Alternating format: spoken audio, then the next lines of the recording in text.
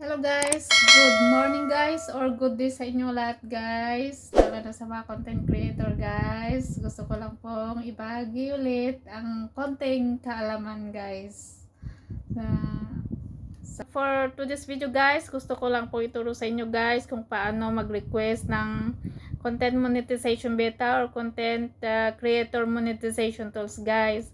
Alam nyo guys, lahat po ng content creator ay pwedeng mag-send ng request sa kahit kompleto ang tools mo or kahit hindi mo na-meet ang criteria for monetization sa in-stream ad guys, ay pwedeng mag-send ng request guys. Ganito lang po guys ang gagawin nyo kung paano mag-send ng request for monetization sa in-stream ad guys.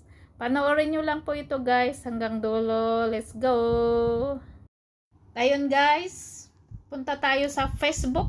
Ayan, Facebook. Tapos, pindot natin yung profile. Ayan, pindot natin yung create support. Creator support. Ayan guys, hintayin natin guys. Tapos, ngayon, click natin yung monetization. Ayan. Tapos, scroll natin pababa.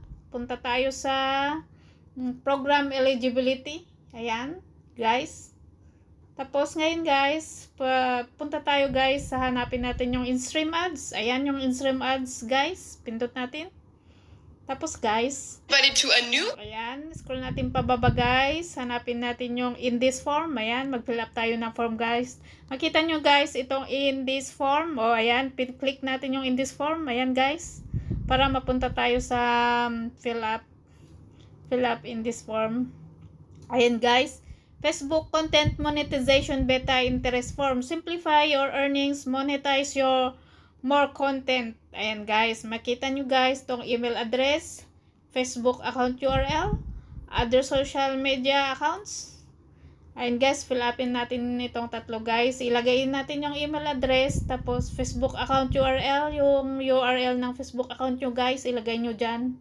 Tapos, yung other social media accounts, ilagay nyo din dyan guys, itong tatlo. Pagkatapos nyo fill upan yung tatlo guys, pwede nyo ipindot itong let's do this guys. Ayan guys. Tapos, pagkatapos nyo ipindot yung let's do this guys, hintayin nyo lang guys na ma-approve kayo sa Facebook Content Monetization Beta Interest Form guys. Ayan po guys, pagkatapos guys, press nyo lang po sa huli guys, press nyo lang po yung okay. Tapos hintayin natin guys kung ma-invite tayo sa monetization sa in-stream ads guys.